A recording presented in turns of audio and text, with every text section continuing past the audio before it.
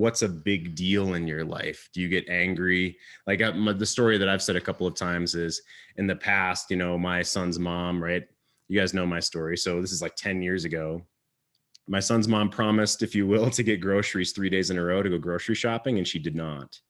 And so the third day I got kind of upset about that and angry about that. And while her following through on what she said she was going to do, that's a different topic. But did I really need to get all angry and butthurt and kind of nice guy and like super shaming, I guess, over groceries? Well, no. And so I didn't understand those sensations of anger that would come up when my nice guy, let's say covert contracts, weren't being fulfilled. Welcome, gentlemen. If you guys haven't met Miss Cynthia Crew, she's my partner in crime, and we host the C-Note show. Welcome, Cynthia. Hey, thank you for having me. And so just to jump right into nice guy real fast, right? If you expect something that's not happening, or if you're feeling shame around the person that you are, you're going to have different sensations and emotions and thoughts than if you're in your own frame, right? If you're controlling your own life, if you don't attach your value onto the woman's opinion of you, it's going to change those things. Unconsciously, we have instincts and we have beliefs. And these are beliefs from our family karma or from our cultural karma, right? Our cultural expectations or religious upbringing. And these are unconscious, our instincts and our beliefs. And then within our conscious awareness, first in our body becomes sensations. So, right, if you burn your hand on the stove, you're going to pull it back. That's sensations. You react to sensations the quickest. Or if you feel like a disgust sensation, if you see someone that kind of turns you off, or you have weird vibes about that person, or you're smelling bad food, you're going to have a disgust sensation, for instance. And then come emotions, and after emotions come thoughts. But what drives our beliefs are thoughts that were handed down to us, or thoughts that we had a long time ago and we just incorporated them and didn't know any better, let's say, or what we were taught as a child. Our karmic beliefs, these karmic thoughts that are passed on, form our beliefs, right? And we can change our beliefs by changing our thoughts and, of course, changing our actions as well. So this thoughts to beliefs cycle, you're going to have different sensations and different emotions if you have different unconscious beliefs. These beliefs that you're flushing out through this work, what's a belief that you want to change so that you ultimately have different thoughts and emotions and sensations? So maybe it's nice guy beliefs. Maybe it's beliefs around how you should be acting as a man in today's world. So how about you? But maybe it's about, well, how do I approach my wife? Maybe she's kind of shut down. Maybe she doesn't really want anything to do with me right now. Maybe she's really upset about something. And if you can trace this back to a belief about how you focus on relationship today, that would be something I'd love for you to punch into the chat. So what belief are you potentially wanting to change? What would you do? Post from the forum. I want to ask Cynthia her opinion or feminine opinion on this as well. I want to ask you guys about this as well. So this is the participation section of our call, right? As soon as I finish reading this, I'm going to bounce it over to you guys and see what you think. What would you do if this man were sitting across from you, having a beer with you, and he said this? So he says, "Hi, men. My wife has made it known at least a handful of times that she finds this, quote, work I'm doing to be disturbing. She really doesn't understand how I could become friends with so many of you. And in some ways, I agree," winky face. He's become a brother within our communities, right? At least virtually to start, because this is not the traditional way of meeting people. Okay, well, it's like, well, what's the traditional way of meeting people? I'd say it's pretty normalized at this point. She's simply weirded out by all of this, and she almost feels it's cultish in a way. I forgot my tinfoil hat today. I normally wear my tinfoil hat. The time she has looked up some of the coaches I talk about, she's found something about them in their articles or videos that she finds offensive or paternalistic. I thought that meant, like leadership, but I actually looked it up just to make sure, because I didn't know what the hell she means by paternalistic. And it says, this is relating to or characterized by the restriction of the freedom and responsibilities of subordinates or dependents in their supposed interest. So if she means this is to be in this group, it actually restricts our freedoms and responsibilities, I would incredibly disagree with that. I think it's absolutely the opposite. The sacred masculine is here to gift freedom and love, and that's what we teach, and that's what I believe. So I go on. On top of this, I like to keep my growth work somewhat private because we do share a few things on here that I want to keep that way, private. And so I'm not entirely an open book. When during the few times she's inquired about a call with someone else or how our retreat went, maybe she doesn't want to know what I'm talking about, or in the alternative, she assumes it's the worst possible thing. Regardless, I feel it's difficult to relay to her that I spoke to another person, quote, going through relationship difficulties, because it then puts the spotlight on our situation by way of proxy. Because of the above, there's been further alienation and distance in the relationship. She herself mentioned earlier in time that I was changing and that it was hard to trust me as a result. I wonder what y'all thought, and if you have been experiencing this, if any of you have been experiencing this. The growth work being a threat to an already troubled relationship, question mark. So come on in. What do you guys think about this? Unmute yourself. Have you faced this with your woman, or maybe she's threatened by this work? What do you think? Come on in. Oh yeah, I used to get it all the time. This was a He-Man's Woman Hater Club. It was a cult that she couldn't believe I was following, Steve Horseman and the guys. And I would just chuckle. And so there was one point where I had woken up and she had read some of my posts in the group, and she was like, "You're painting me as the bad guy." So I immediately changed my phone password so she couldn't get into it anymore. But over Step time, one. yeah, right. Over time and being steady and her seeing the growth, she hated me for a long time because of it. There was a lot of resentment built up. But as those walls started coming down, she realized she calls it the best thing that's ever happened to me is fighting this group. And so originally, long story, it's kind of a long story, but I'll make it short. I had found this counselor, and I was going to a counselor, and he recommended this red pill book. It was The Way of the Superior Man by David Data. And he was all about it. Like the red pill, the spinning plates. I mean, this dude was red pill to the core. And I was like, yeah, I like women too much to subscribe to this philosophy. So that's when I found the Round Table and joined there. And so she had originally, I guess, researched the book online and figured out what it was about. So she thought I jumped ship from the counselor to Good Guys to Great Men because of the book, which was true, but not for the reasons she was thinking.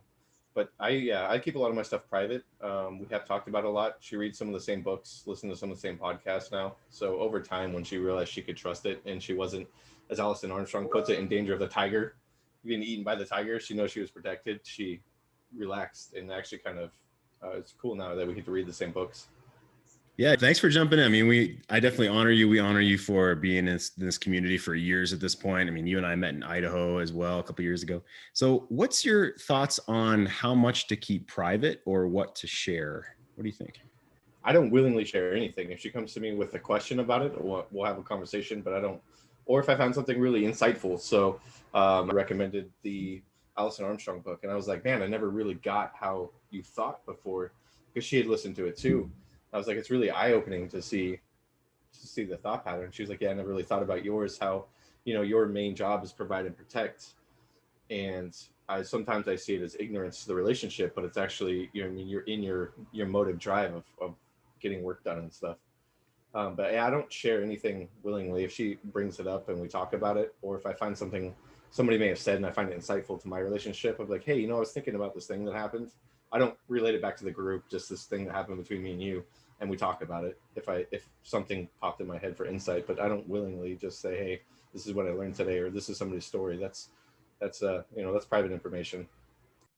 Yeah. So that book is The Queen's Code, I'm assuming you're referring to, right? Alison Armstrong. She's got a bunch of other stuff. Understanding Women by Alison Armstrong. Oh, it was a workshop she did, and she put it on a Audible. Yeah. I've got that one as well. There's also In Sync with the Opposite Sex, which is really good. Yeah, she's good writing. I love that a woman understands me and then can relate me back to a woman. It blows my mind the connection she can make for me and the thought processes and feelings. Wow. Yeah, fantastic. Thanks for jumping in. Yeah, I go through that. I still go through that with both of the calls, the group calls, and with the calls with my partners in the group. I think you and I talked about it at one point. My wife called it white man's privilege group. Yeah. Which we got a good laugh out of, just to show you how she has no clue what it's about. I keep it private. I don't volunteer any of that information. She throws her sarcasm towards me when I say, hey, I got it's Wednesday night, I got a meeting with the guys. Or if I say, well, I got, my buddy, was calling me, and he needs to talk about something, and I'm gonna go for a walk, and she doesn't understand it. She's hears anything about masculinity, and right away she puts her on the defensive. She doesn't understand the material that we're talking about. I definitely think she feels threatened by it. I have mixed emotions about bringing it up to her or trying to talk to her about it. I don't know how to even go about doing that without putting her on the defense right away. My wife is very liberal, which I love about her. But at the same time, she thinks the women's rights are very important to her, and that's a great thing. I'm a father of 2 daughters, so it's important to me too. But she looks at it as the first thing that comes to mind when you mention masculinity, and I think she pictures that guy with a hairy chest and a bunch of gold medallions hanging around his neck, coming on to every woman that he comes in contact with. So it is a problem. So Sure, I can relate. Yeah, I hear you definitely. And whether to bring things up or not is sort of a one question, right? And then her perception, her just unknown perception, is a different thing. Right? Is a different thing. And of course, we honor women here. We love women here. This is about long-term monogamous relationship. That's what we teach. That's what we believe in. So we live every single day. So yeah, if she were to ask you about this, just like, hey, what is this about? Is this a, women hater club? If she were to ask you, what do you believe? What's your philosophy on this work? What would you say? My philosophy is it really, a great deal of it is teaching us about women, just, and where they're coming from. And this whole thing is about me being able to communicate with her and other women and, figure out exactly where they're coming from, being able to relate to why things happen the way they do. And why, what she needs from me. It also, the other half of it is about me becoming a better person, a better man. Finding out, what things, where I'm messing up as far as like my reactions to what the rest of the world, not only her. Finding out what it's like to be, how you're supposed to be a real man. Not the movies that we see on TV and the locker room talk and the pictures that we saw, growing up as a kid. Well, this is how you're supposed to do it. Man up and, suck it up, boy. And, a lot of that. I try to explain that to her. And then I think I'd also want to make sure that we defined what masculinity is now, because when I started this, I didn't even really know what masculinity was in its true form. So I would have to start probably by trying to explain what that is, and that what she's seeing about it is so far from the truth, and what rest of, I think a lot of women in general see it that way, is that that's not what it is. Trying to educate her, I guess, on it, which would be awful hard. She's pretty stubborn, but yeah, I mean, have to make the attempt.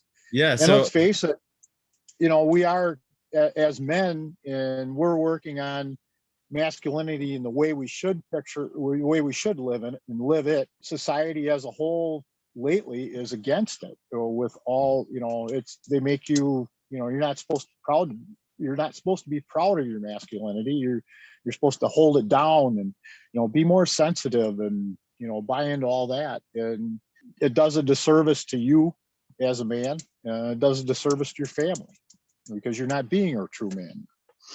Well said. There's one word, the word educator, I think, that I would probably frame in a different way, right? But I definitely.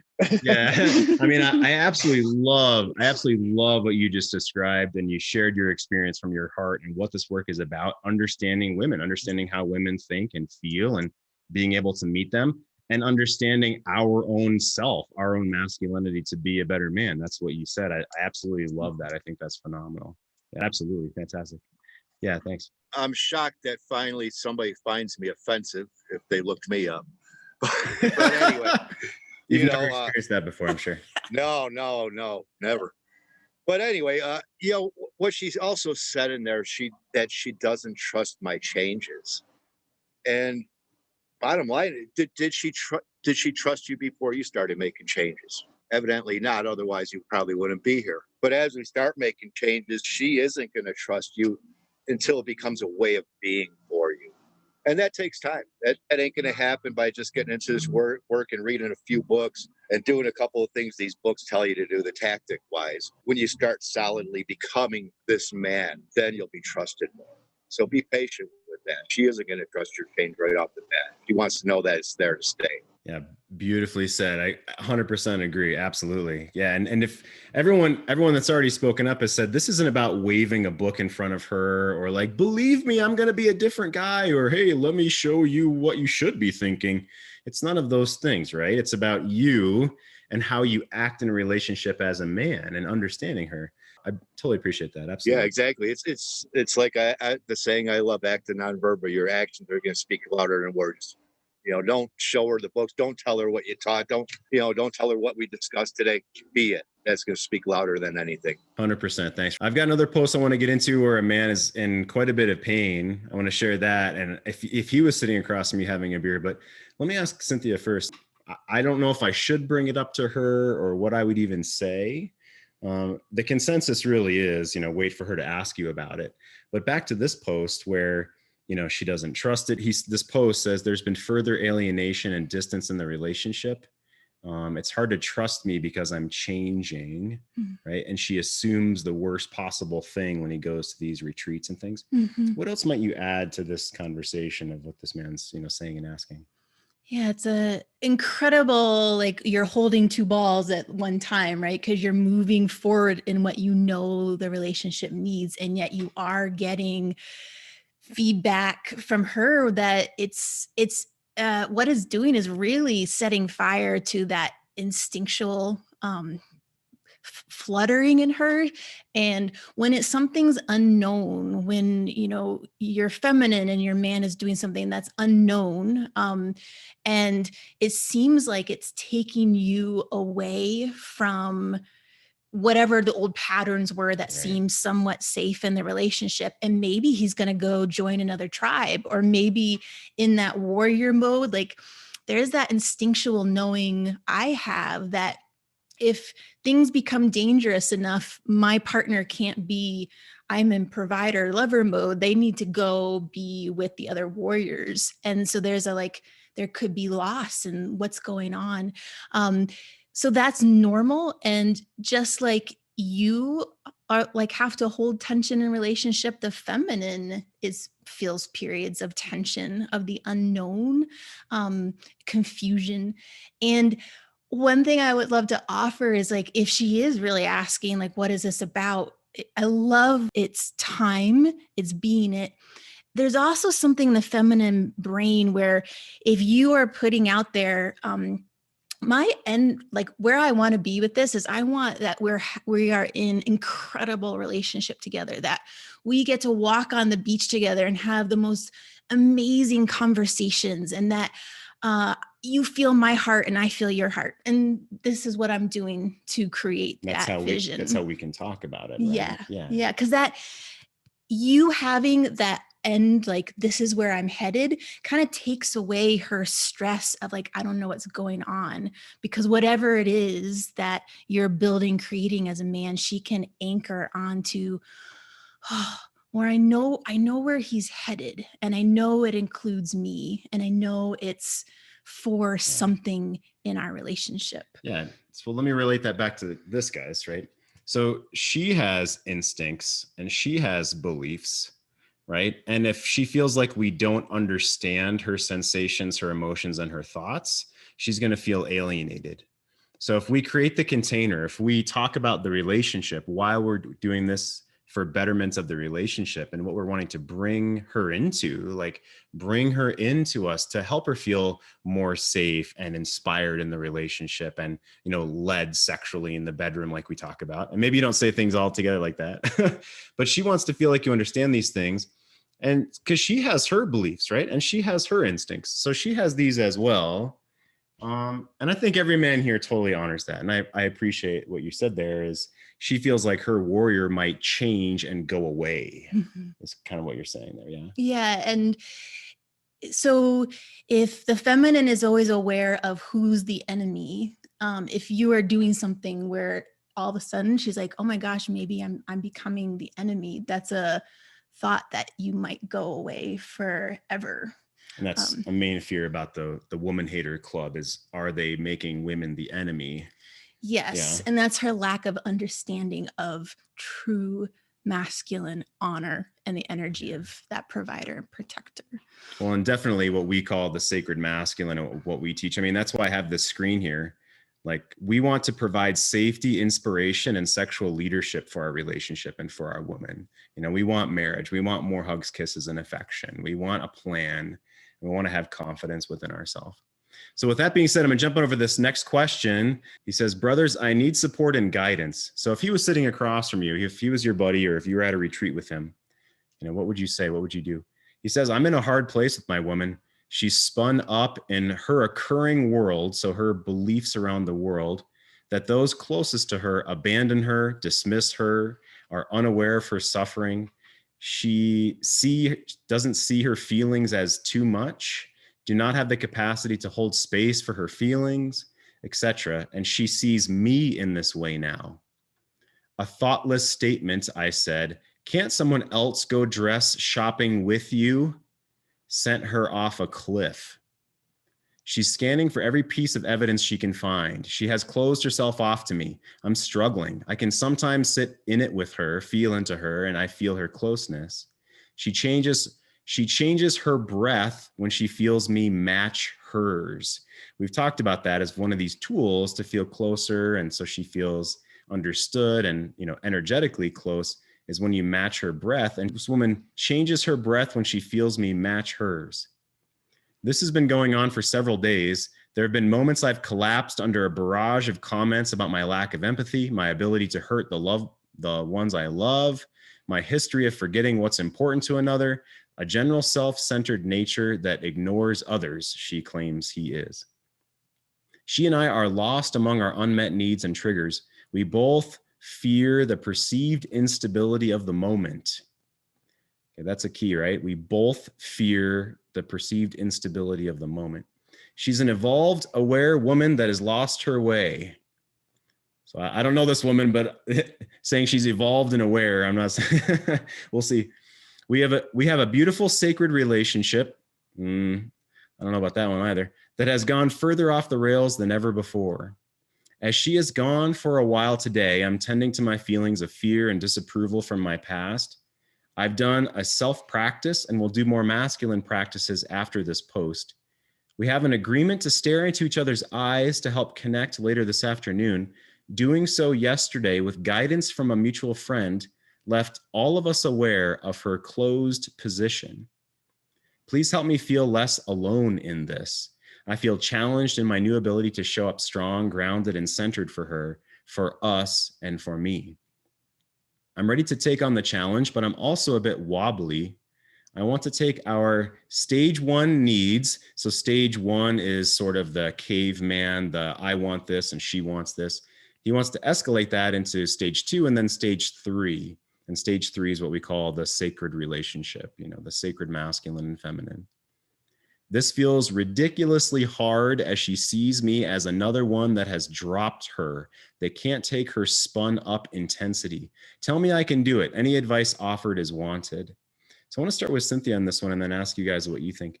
So what would you add? I mean, you've been doing this professional work for 20 years. We've been in this field for over 5 years, going on 5 years in private practice.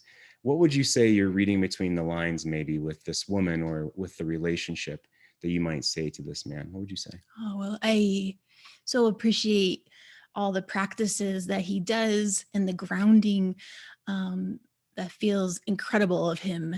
And what he said at the beginning of the post where she's recently started talking about her overarching mindset.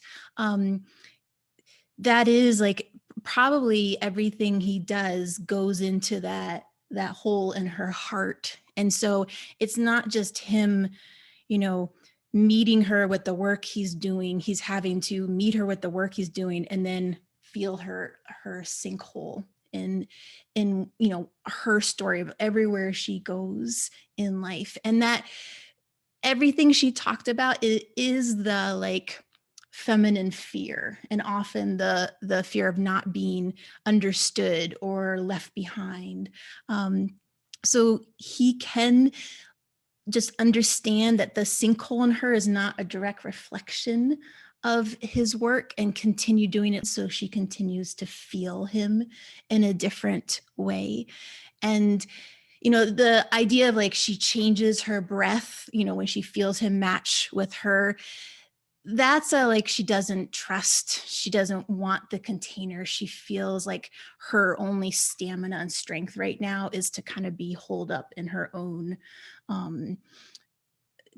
not knowing yet that this is an okay space to lean into. Yeah. So let me jump over to you guys. If knowing that, right, knowing what's going on, have you experienced this, or what would you do if you were this man?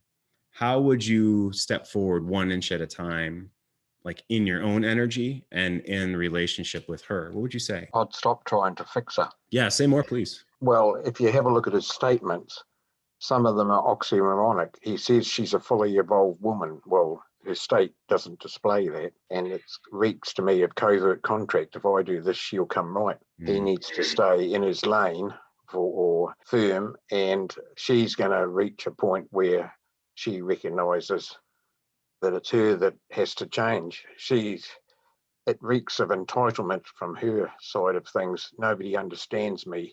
Everybody's got to understand me for me to feel right. Well, that's not what it's all about.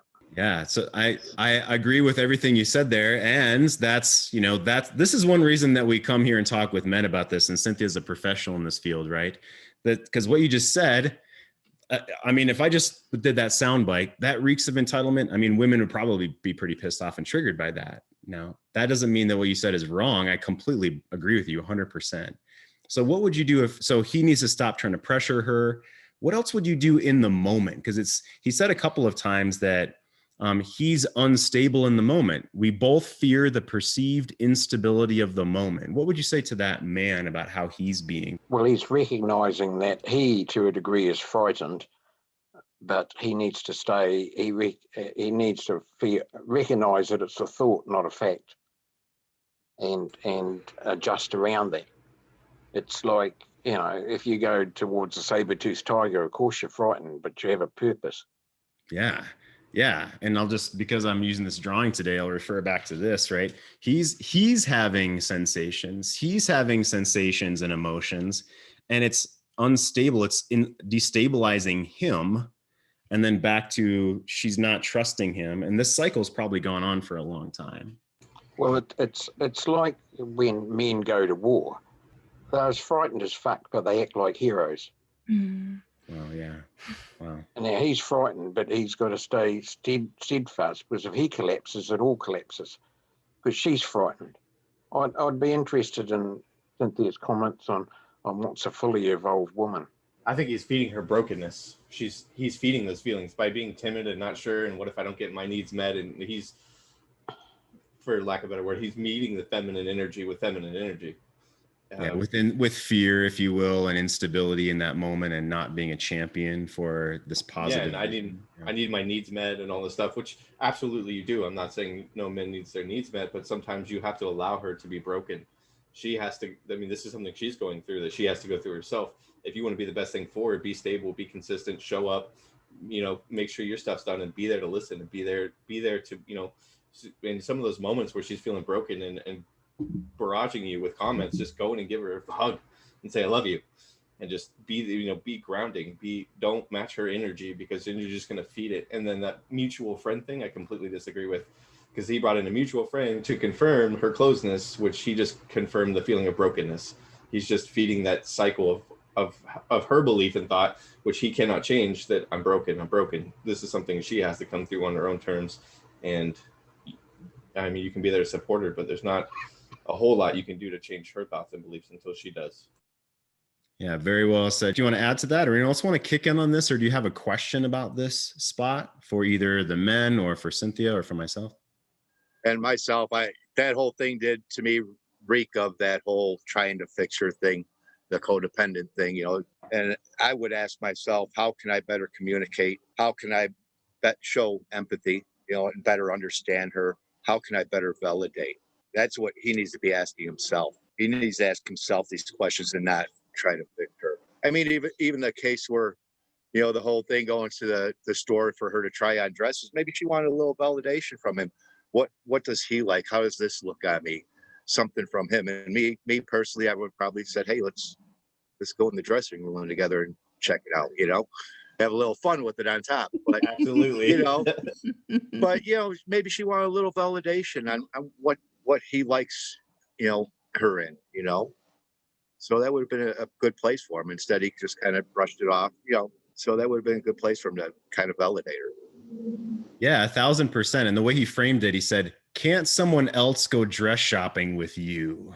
Exactly. Right? Like, what a dick. Kind of like just came across as a dick. Yeah, totally. Or I mean, if he had something else planned, like let's say he had a day with his bros planned. He's like, baby, I would love to come, I'm fishing with my guys today, so I cannot. But what I would love is this. What I would love is to plan a time to go do that with you. I'd love for you to show me the dresses when you get home. I'd love to have you share that with me.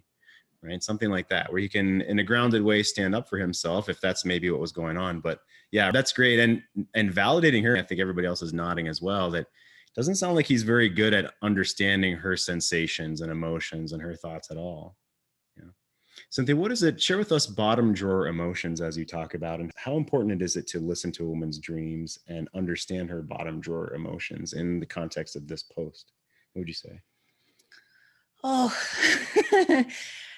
I'm taking a deep breath because that feels so enormous to a woman.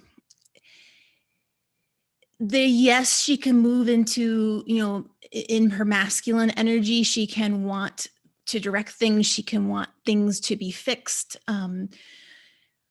But in her feminine, she doesn't need anything except just to be heard and understood. She doesn't even need to be agreed with. Women will often carry with them really intense emotional experiences all through life, just waiting for the moment when someone truly empathizes with that experience. And, that's why women go and do women's work in groups as well, to sit across the screen from another woman who truly, even on Zoom, can just empathize with her body. And that's freedom for the feminine.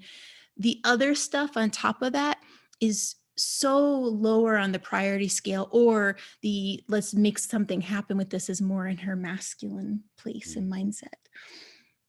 Fantastic. Thank you. Anyone else want to kick in on this or any other questions? I'll step forward. Thank you guys for coming in. You guys are fantastic. Alice Armstrong puts that as the perfect woman critic in her head. It really stood out to me. That nagging of a better woman would have done this, a better woman would have done that. And I wasn't realize that was something that a woman carried with them. So when I see my wife beating herself up about something like, oh, she should have bleached the whites better, or, it's just like, hey, being able to have that empathetic understanding of what she's going through and not taking it personal, I think would be his biggest asset in this. Yeah, that's a great point, that she's always comparing herself to the perfect woman, right? And to understand that and know what that means, like, give us a couple of sentences of what does that mean? Is that true? A woman's always comparing herself to a perfect woman? Oh, yes.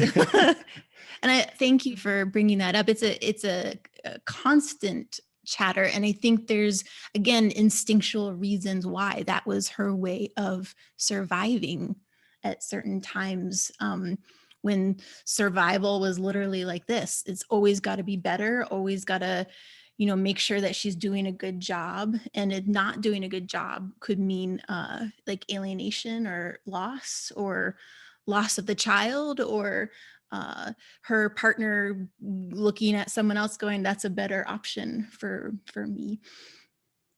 So that's always an instinctual drive that she has, and to understand that. Yeah, absolutely. Cynthia's Sexcapade spot, take her to the sun and the sand. Cynthia, take it away, please. Yeah, well, men come to this work going like, what is even masculinity? What is masculine energy? And I think there's so many women who are so misunderstanding, are naive and ignorant to that.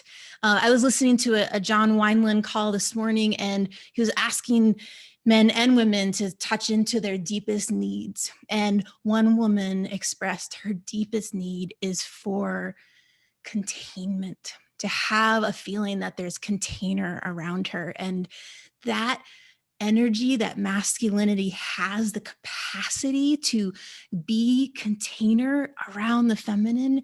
To me, that's the gift that once women feel that, there's no going back. There's no misunderstanding from there. So there's a way to bring this practice of container into the bedroom, and it's a tantric practice, and it's actually setting aside a time with your woman where you literally set a timer for 20 minutes. And it's called, it's the sandbox play, because it's the idea that, you're pulling her into the sandbox with you, and there's a container around already set, and it's this frame, this timer, and it's about playing and discovering. So it's about discovering two new sensations for both of you of what brings you pleasure and delight and lifting up of energy and connection. It's a time to play that doesn't necessarily lead to sex, but always can. So it's a two-way. You can invite her to touch you as well, but here's the masculine version of it. You can invite her to lie down, and if she's up for it, blindfold her so that she's completely in your container. Asking her to feel, verbally saying, I want you to feel every sensation I give you as if it was for the first time. You set the timer for 20 minutes so she knows that there's a beginning and an end. And then you can warm your hands and stroke her body with lots of intention.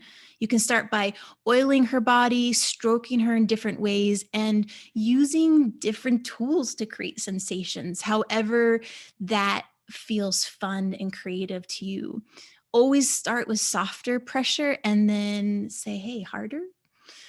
Before going more intense. Again, this is about exploring and digging in and pulling back the curtain on something that she might not have even known that she likes herself.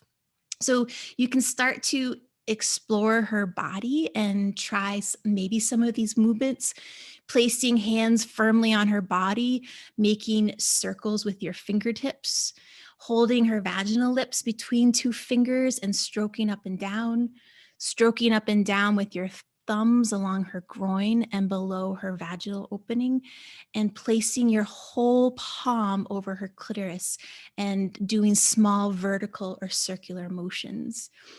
The most important part is just allowing her to feel and explore and play with things that might be new and different. So again, this is about physical communication, but you're also creating the container that we're setting aside a certain time to do this. There's a beginning and an end. You're safe. I've got the outside of the box outlined for us to play in. So bedroom play, but also that we talk a lot about, coffee date with your woman, going on a walk, and even saying like, in this set time of 20 minutes, I want to sit with you here on the couch and drink coffee, even if you're just sitting in silence with one another. Yeah, beautiful. And like we always do, I encourage, this is appropriate for where you are in the staircase of intimacy, as we talk about, right?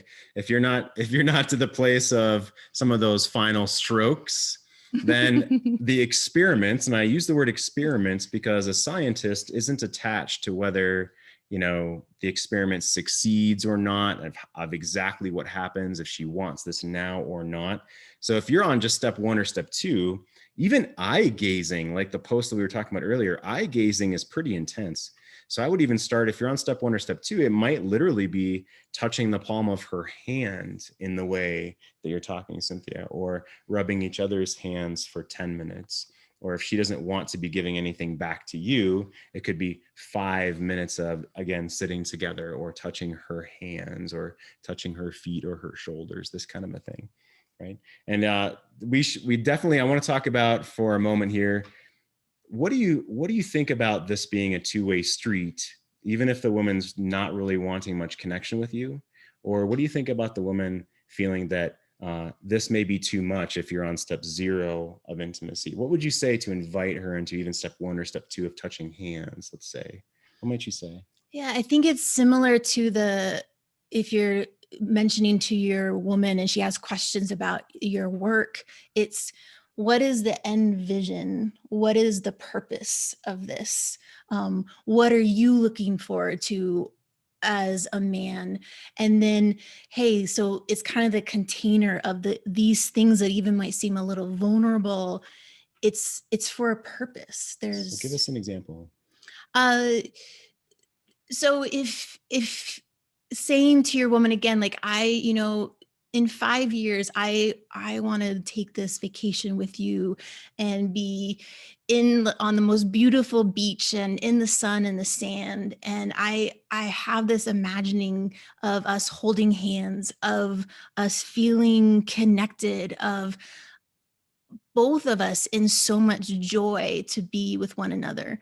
And I want to start a practice where, once a week for 10 minutes, we sit down and I hold your hand and think about that vision I have together with you.